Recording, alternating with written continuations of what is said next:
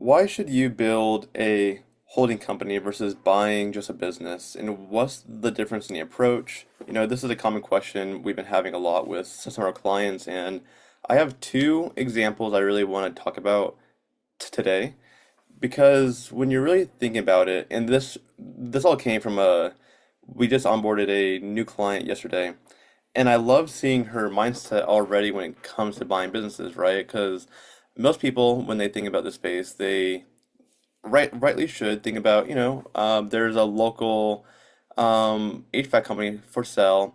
They've been working corporate, so now they want to go buy this business, take it over, start to operate it. They can get SBA on it, and it's a great way to go from working a 9 to 5 to owning your own business, right? And there's a lot of people that want to sell, whether it's for retirement, maybe they're sick, maybe they want to move, maybe they just want to do something different. So there's always going to be businesses for sale, and there's going to always be that path forward to getting into business ownership. And that's all this is, right? You can either start a business or buy a business to get into business ownership. And so when we were talking with our client yesterday, she wasn't coming at it from the perspective of wanting to just buy a business because she's already a successful coach. She coaches different business owners on their for corporate strategy and other services that she provides. And so for her, when she's thinking about buying a business, she's thinking about, where can I go and do a deal that's going to get me more clients? Because for her, she's looking for more seven, eight-figure clients that she can work with because those are mostly the people that need her services. So when she came into this, she wasn't just thinking about going to buy a certain business, but how can I build a portfolio around what I'm already doing? How can I grow my business around by buying other assets, not even just a business. Like maybe I want to go buy a newsletter, or maybe I want to go buy a YouTube channel or some other asset that gives me more clients. And that's what I want to talk about today. That's the only goal of building a holding company. And the way that we go about it and all that, we can talk about more later, but it's not just about buying a business, but being in the business of buying businesses. As deal makers, building for holding companies, we design from day one to grow through strategic acquisitions. And that's really what I want to talk about today, which is just the core mindset of just strategic acquisitions. I think there's really two ways that we can look at buying businesses. One's kind of that more traditional PE, where we're looking for a mature business that gives consistent earnings to pay down debt to exit in 5 to 10 years, right? So that's the traditional PE route, which is a great route. There's maybe another route that's more like growth focused. So we're looking for businesses that are underperforming, have underperforming assets that we can come in and turn around within 2 to 5 years. That's another route. Now, I'll say the third route is going to be more strategic acquisitions. This is where you might already own a business. Maybe you own a CPA firm and you're working with small business owners right now and you want to grow your CPA firm. This is kind of the area that we operate more in, which is going to say, okay, who already has my idle clients and how can I go and do a deal with them to access those clients? Because from that mindset, you don't even need to buy the business. You just want to get access to the assets that someone else has. So that might come down to an acquisition, or that might come down to just doing a joint venture or creating a separate entity with a partner. Maybe that might be instead of going to look for another CPA firm to buy, it might be there might be a local SEO agency that has the same clients you want, and now you go and buy the SEO agency. And now on the back end, you're able to offer SEO services to your existing clients. So that's just an example, but strategic mindset. Operate from the mindset of building your business by acquiring assets that provide synergistic value so that at the time of exit, you can sell the portfolio as a whole. So when it comes to building a portfolio, one benefit of just doing strategic acquisitions and packaging them as a portfolio is that it increases the overall exit value. So instead of just selling your CPA firm in this example, another option is when we can buy, let's say over the course of the next 3 years, we can go and buy a second CPA firm. We can go and buy maybe a marketing agency because maybe in our client list, every client we have needs help with marketing. Maybe we go and do a joint venture with a capital firm or a loan brokerage, or maybe we find a loan broker for sale because every client that we work with also is asking us for capital. And then maybe we go and buy book school book community, or we go and buy a Facebook group, or we go and buy some newsletter that has access to our clients.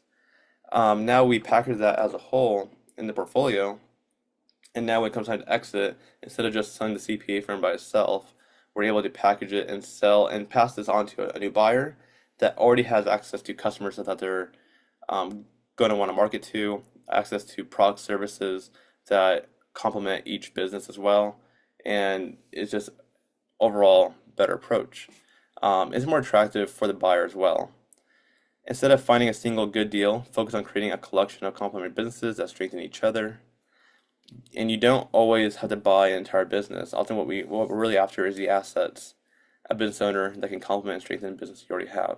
That's kind of what we said already. Like, you don't always just need to go and buy the business. And when you're doing more of a strategic acquisition approach, the goal isn't always just to go and buy the business, but acquiring the assets or getting access to the assets that your business needs. Now that might come to buying the business, but there's other ways to structure a deal to make that happen.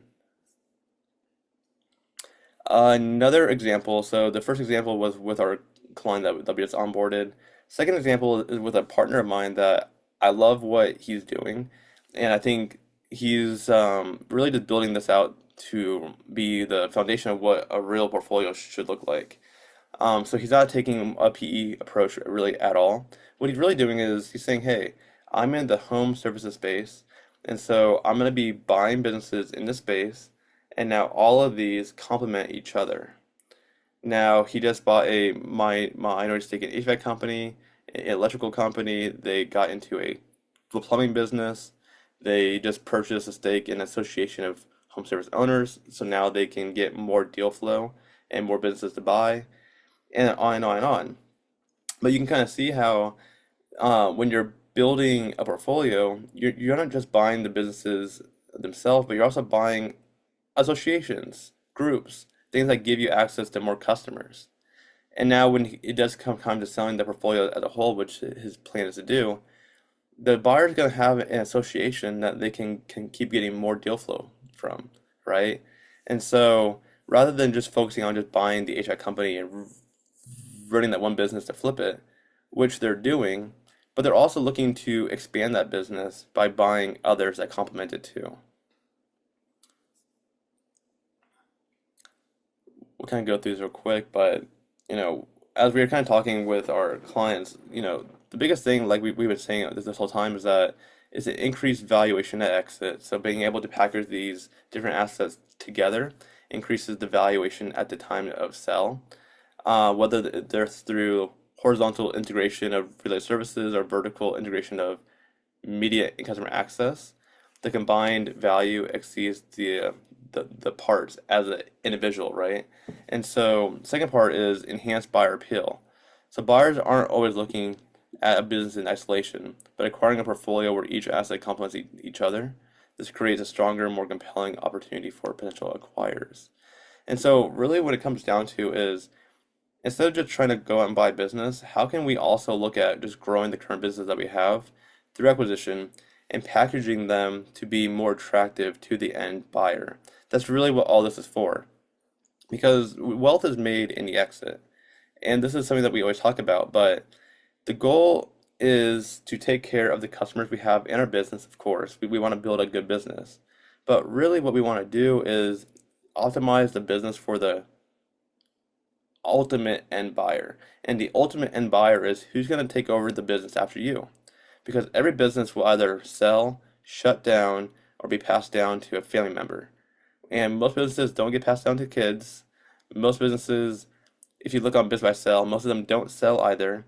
And so most of them close down. And so if most businesses aren't selling, how can we make our business even more attractive to be sold?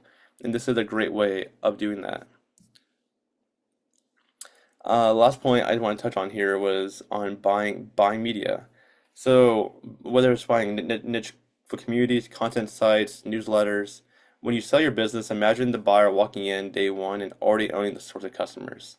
So instead of the buyer needing to come into the business and rely on referral sources that you've already set up, Facebook ads, um, the newsletter that you're still growing, instead is really better to just be looking at buying media. And we live in a world today where everyone wants to be a social media influencer, where everyone's already building lists of clients that you can market to. And so doing deals with those lists helps you expand your business faster. And when we can add those to the portfolio, owning the media, not only do we own our own customer list that we can market to over and over again, but when we sell, those pass down to a buyer. And so doing these kind of deals in addition to buying a business is a great path forward. So basically, in all, instead of operating with a narrow business buying mindset, operate more with the deal makers mindset. Always looking for deals that build your holding company and improve the assets you already own. And that's really what all this comes down to. So as we're working with our clients, day one, it's about getting really clear on what they want to do, understanding their background, their current business, what they're already in right now. And then from there, it's how can we start to build a portfolio and create income around that. Even if you came from corporate and you have no background in business, once we create that first income stream, it's how can we grow this income stream through acquisition? How can we build a portfolio around it? And how can we get you access to more opportunities from the other members as well? And so this is a really good framework to, I think, understand the overall mindset behind this. If you like this, please leave a like and a comment with any questions, and expect more of these videos coming out soon. Thank you for watching, guys.